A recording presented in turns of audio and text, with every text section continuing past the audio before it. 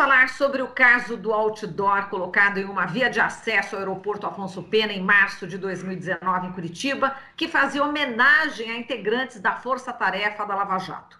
A Corregedora-Geral do Ministério Público Federal, Eliseta Maria de Paiva Ramos, arquivou o processo de sindicância que tinha como alvo o procurador Diogo Castor de Matos, que chegou a confessar que fez a contratação dessa publicidade. Lembrando que o contrato de instalação do painel aparece com o nome do músico gospel João Carlos Queiroz Barbosa, o JC Batera, cujos dados foram utilizados de forma fraudulenta. A alegação para o arquivamento foi prescrição do processo em abril, já que a sanção escolhida como punição foi a censura. Uma advertência por escrito. Esse tipo de falta prescreve em 1 ano. A censura foi definida por caracterizar falta de respeito à dignidade das funções do Ministério Público Federal e infringência ao princípio da impessoalidade. Sobre esse caso do outdoor, o corregedor do Conselho Nacional do Ministério Público, Rinaldo Reis Lima, acaba de tomar uma decisão diferente da Corregedoria do Ministério Público Federal. E a gente vai saber detalhes neste momento com a Tânia Mandarino, advogada integrante do coletivo Advogadas e Advogados pela Democracia. Olá, Tânia, bom dia. Bom dia, Marilu. E vamos falar também com o João Carlos Queiroz, o JC Batera, músico gospel que a gente acabou de citar. Olá, Batera, bom dia. Bom dia, Marilu, bom dia, Tânia. Bom dia, JC. Bom, Tânia, eu gostaria que você contasse aqui qual que foi essa decisão do corregedor do Conselho Nacional do Ministério Público.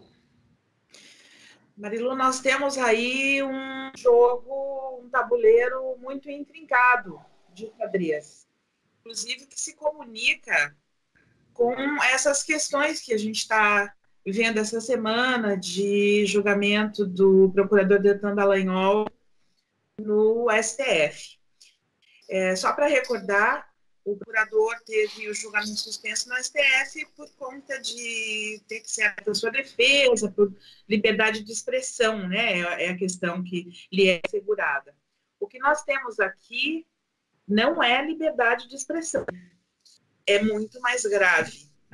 Em medida em que tudo começa em março de 2019, quando é instalado em Curitiba, a caminho do aeroporto Afonso Pena, um outdoor, a foto de 9 ou 10 procuradores, uma foto muito bem alinhada, uma foto trabalhada, não é uma foto casual, inclusive todos com poses de super-herói, e dizeres que desautorizam, inclusive, a República Brasileira, porque ali se dizia algo em louvação ao aniversário de 5 anos da Lava Jato, e se dizia que Curitiba, a República de Curitiba, cumpre a lei. Então, desautorizando os outros ministérios públicos dos outros estados da federação.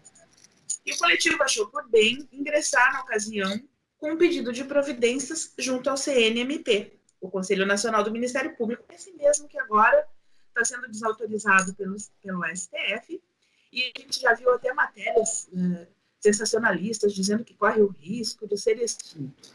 Pois bem, na ocasião, o conselheiro que assumiu esse pedido de providências, Luiz Fernando Bandeira de Mello, mandou intimar a empresa Outdoor Media, que fez o outdoor, e mandou intimar o chefe da Força Tarefa da Lava Jato, o procurador Deltan Dallagnol. Deltan Dallagnol diz ao conselheiro que eles não sabiam de nada, que no Ministério Público, na Força Tarefa, ninguém tinha feito nenhum outdoor. E o Outdoor Media, por ordem do conselheiro, apresenta o contratante do outdoor como sendo JC Batera, um músico gospel, com um CPF que depois soubemos era quase igual ao dele, só faltava um dígito, achei um dígito errado, e um endereço aproximado também ao dele. Mas não era ele, um e-mail errado, né? Nós, na ocasião, assim como o conselheiro Luiz Fernando Bandeira de Mello, nos demos por satisfeitos, né? Até por conta da correria que estava, né? E o estado de golpe forte e tudo naquele momento, nós não recorremos. Acontece que, algum tempo depois, com os vazamentos da Vaza Jato, pelo veículo The Intercept Brasil, veio à tona o depoimento de um hacker chamado Ruivo, né, vulgo Ruivo, que foi preso com conversas dos membros da Lava Jato, e esse hacker dizia que Deltan Dallagnol tinha avisado o então corregedor Oswaldo de que Oswaldo José Barbosa da Silva, na PGR, de que ele sabia que o Diogo Castor tinha mandado financiar o outdoor e que isso tinha sido com seus próprios recursos, e ele estava sendo afastado, então, naquele momento da força-tarefa da Lava Jato, só que não era por isso, era por problemas psiquiátricos. Nós pedimos a reabertura do pedido de providência no CNMP, o conselheiro Luiz Fernando Bandeira de Mello negou o desarquivamento, mas tomou uma providência. Encaminhou para a Corregedoria Geral, desculpe, Marilu, para a Corregedoria Nacional. Até eu confundo isso, porque a gente tem que saber que são duas corregedorias. A Corregedoria Geral do Ministério Público e a Corregedoria Nacional do Conselho do Ministério Público, do Conselho Nacional do Ministério Público, né? Então, ele enviou para o CNMP, para a Corregedoria do CNMP, e a Corregedoria do CNMP transformou esse requerimento que nós havíamos feito em nome do Centro de Direitos Humanos e Memória Popular de Foz do Iguaçu, presidido pelo jornalista Aloysio Palmar, seu colega de profissão, e isso se transformou, Marilu, numa reclamação disciplinar. E nós começamos, então, a acompanhar essa reclamação disciplinar com todo o contraditório. Portanto, se algum dia isso chegar no STF e algum ministro quiser arguir que o CNMP negou o direito contraditório lá na investigação administrativa, não vai conseguir, porque foi aberto o contraditório, teve várias chances para o procurador Diogo Castor de Matos se defender, ele, inclusive, com todo respeito ao procurador, me parece que tripudiou da reclamação, porque tinha dias que ele respondia, agora eu estou em férias, não posso dizer. Tinha dias que ele chegou a mandar um arquivo todinho corrompido. Sabe esses arquivos que fica cheio de bolinha, tracinhos, símbolos? E o conselheiro que está instruindo o processo sempre dava uma nova chance, pedia para que ele então mandasse o arquivo correto, até que ele mandou algumas explicações que não eram explicações. Ele não assume, tá, Marilu? Não assume nesse procedimento ter financiado o outdoor. Então, paralelo a isso, aí sim, na Corregedoria Geral do Ministério Público, a gente fica sabendo que no dia 5 de abril de 2019, e, portanto, mais ou menos na mesma época em que o procurador Deltan Dallagnol disse no CNMP que não sabia quem fez o outdoor, que eles não sabiam de nada disso, o procurador Deltan Dallagnol envia ao Corregedor-Geral do Ministério Público Federal, como noticiado pelo The Intercept, e isso agora nós temos toda a documentação, uma comunicação de fato de possível interesse da Corregedoria, Maria, na qual ele informa que, inclusive, em nome de todos, tá? Em nome dos colegas que integram a Força-Tarefa da Lava Jato, eu vou abrir aspas, tá? Tá. Diogo Castor de Matos, afastado nesta data, por razão psiquiátrica, comunicou aos procuradores que custeou com recursos próprios, por iniciativa de um amigo do seu relacionamento particular, a publicação de outdoor com imagem e mensagem de reconhecimento dos trabalhos da Lava Jato nesta cidade em março deste ano. Nesse mesmo comunicado, ele informou que tem conhecimento que o Diogo Castor de Matos vinha se submetendo a tratamento psiquiátrico desde dezembro de 2018, e nessa data afastou-se dos trabalhos por determinação médica. Enquanto isso, esse moço que está aí era indicado e procurado e pichado nas redes sociais como contratante do outdoor, Marilu. Exato. Agora, quer dizer, o Deltan Dallagnol não só sabia, como redigiu esse documento, não é isso? Mostrando que sabia desse outdoor. Quer dizer, isso aí é muito grave. A gente ainda não chegou nessa decisão, né, do corregedor do Conselho Nacional do Ministério Público, que eu entendo que você está contando todo o processo. Mas esse é um ponto também gravíssimo, não é, Tânia? Exatamente, Marilu, e até por isso eu fiz questão de informar esses primeiros andamentos, né? Porque esse cronograma, nós só tivemos a visualização dele quando sai, então, uma decisão da Corregedora Geral, Eliseta, a Procuradora-Geral da República, né? Que assumiu em outubro de 2019, e é preciso te contar para todos os que nos estão assistindo, que o procurador Oswaldo faz o que com isso? Com essa coisa gravíssima que o procurador Deltan Dallagnol conta para ele em nome de todos os membros da Força Tarefa. Portanto, não há um inocente ali. Não há um ali que não soubesse. Na ocasião, no nosso pedido de providências, nós até argumentamos que eles mesmos deveriam ter entrado com o procedimento para saber quem fez o financiamento do outdoor, né? Muito bem. Em outubro de 2019, a procuradora Eliseta Maria de Paiva Ramos assume a Corregedoria Geral e percebe que o procurador Oswaldo tinha aberto uma sindicância, só que era uma sindicância não disciplinar. Era uma sindicância somente para apurar realmente os problemas psiquiátricos do procurador existiam. Veja, toda essa questão dos problemas psiquiátricos do procurador corre em segredo de justiça nessas sindicâncias e nesses procedimentos. Então, eu não posso dar detalhe. Mas eu posso contar para vocês, e isso também é gravíssimo, e deu motivo a essa decisão, que nós vamos finalmente falar sobre ela já, que a junta médica, a qual foi submetida ao procurador Diogo Castro de Matos nessa sindicância não administrativa, não disciplinar, pelo procurador Oswaldo, atestou que Diogo Castro de Matos não tinha problemas psiquiátricos nenhum e nem era inimputável. Estava no perfeito uso das suas faculdades mentais, da sua saúde mental.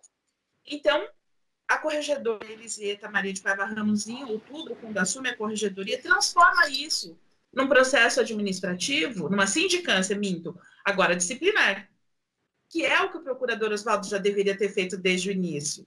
Como ele não fez, eu posso dizer, sem pestanejar, que ele deu ensejo a essa prescrição, que segundo uma lei de 1993, que regulamenta o processo administrativo no Ministério Público, é de 1 ano, como você bem lembrou.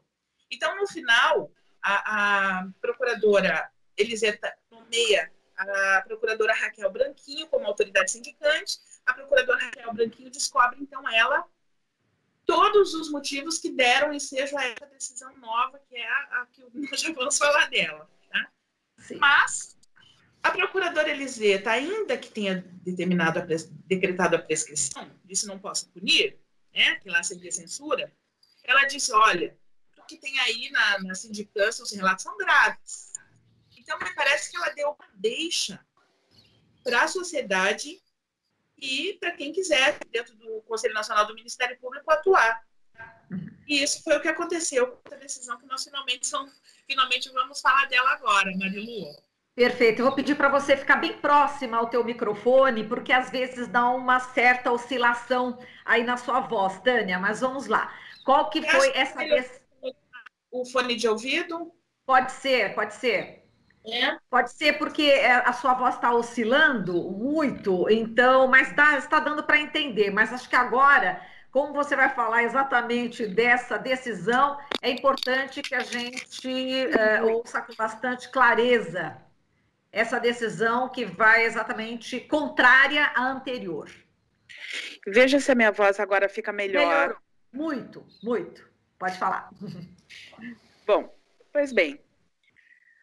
Contrariando a decretação da prescrição nessa sindicância, o corregedor Rinaldo dos Reis Lima, na sexta-feira, última, agora dia 14, publicou uma decisão que tem um cunho extremamente pesado em relação ao procurador Diogo Castro de Matos, porque ele instaurou uma reclamação disciplinar naquele pedido de providências que nós tínhamos pedido para desarquivar, que virou uma reclamação disciplinar.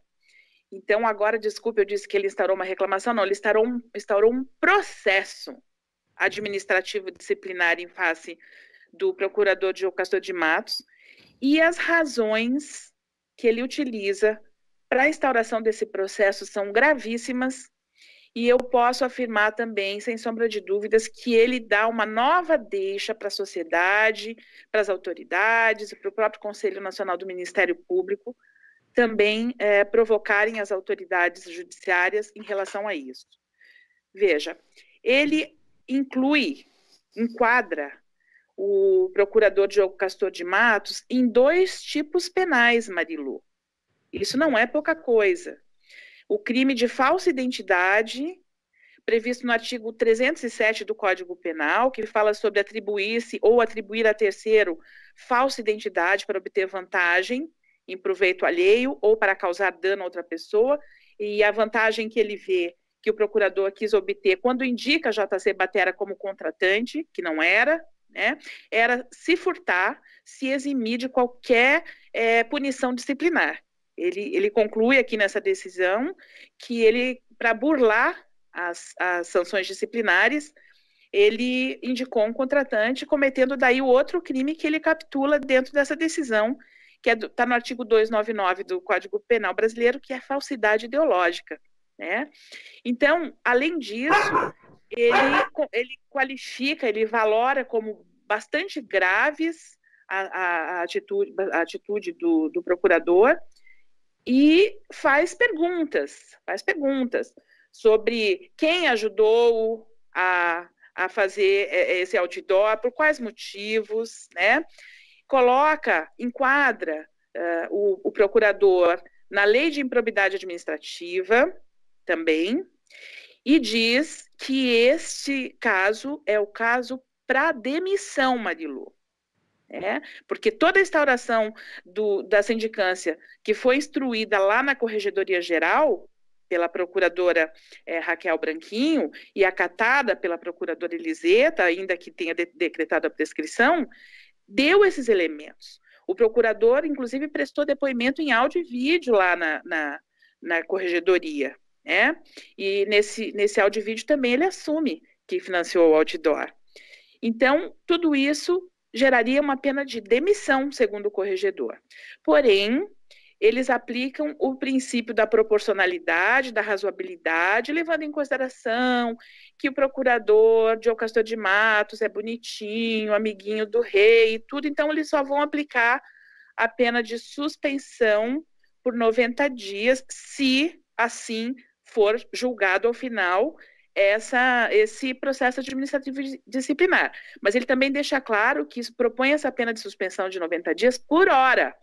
Se outros elementos no curso desse processo aparecerem, e é o que nós acreditamos que vai acontecer, porque nós, inclusive, vamos contribuir para demonstrar, o procurador Diogo Castor de Matos poderá, sim, ser demitido do Ministério Público. A única coisa para concluir isso, antes de passar a palavra, que nós avaliamos, é que eles foram muito bondosos com o chefe Deltan Dallagnol e com os outros membros da Força-Tarefa, porque a respeito deles nada se fala nessa decisão. Então, nós vamos ingressar agora com notícia-crime a respeito disso, porque, considerando que o chefe sabia, e todos eles, isso está documentado, nós queremos que eles também respondam, todos, o processo administrativo disciplinar e que tenham, ao final, as sanções cabíveis. Marilu? Quer dizer, o Deltan Dallagnol também poderá ser punido, né? Marilu, você já ouviu falar em teoria do domínio do fato? Sim. Recentemente, nós tivemos um presidente da República que foi acusado por essa mesma força-tarefa e condenado, que essa força-tarefa agia em conluio com o juiz, e condenado porque acharam que ele sabia de fatos que aconteceram, fatos criminosos que aconteceram na Petrobras. Não tinham nenhuma prova de que ele sabia. Marilu, a sociedade brasileira hoje tem a prova que Deltan Dallagnol sabia, e toda a força-tarefa, porque ele falou em nome da força-tarefa, através de um comunicado assinado por ele, que eu agora há pouco li em aspas. Então, tudo que nós queremos é que o Ministério Público, a PGR, aceite a notícia-crime que nós vamos oferecer e ofereça denúncia também contra o procurador Deltan Dallagnol e sua turma, e vamos nos habilitar como assistentes de acusação para que seja aplicada a eles a teoria do domínio do fato. Então, agora eu vou querer saber do João Carlos Queiroz, né, o JC Barbosa, o JC Batera, que é um músico gospel, que apareceu, né, o nome dele exatamente nesse contrato de instalação do outdoor. Batera, os prejuízos na sua vida por conta dessa ação fraudulenta, e como é que você vê essa atitude, né? Ou seja, como é que você acha que descobriram aí um nome, o seu nome, para colocar nesse contrato? Bom dia mais uma vez, também a todos aí que estão acompanhando. Então, eu confesso para você que eu procuro até hoje saber como que o meu nome foi parar nisso, né? Porque eu sou uma pessoa que, tipo assim, desde quando eu me dou por gente, por maduro, eu trabalho com música, vivo da minha arte, e nunca tinha me envolvido com nada desse tipo, né? Nada de cunho político, nunca me afiliei a partido, né? Até recentemente, eu não tinha nem meu título de eleitor, eu tinha transferido aqui para Curitiba, né? Recentemente eu e minha esposa fizemos isso, né? Porque a gente precisava ajustar alguns documentos, mas quando eu tive essa notícia, né? Foi até um dia que eu estava indo trabalhar, estava indo gravar um projeto de um cantor. No meio do caminho eu recebi uma ligação, né? Da Polícia Federal, uma escrivã da Polícia Federal me ligando pouco antes das 9 da manhã, me chamando para falar sobre isso, para receber, né, uma carta precatória. Na hora eu até fiquei com medo da palavra precatória. Eu falei, o que é uma carta precatória? Meu Deus do céu!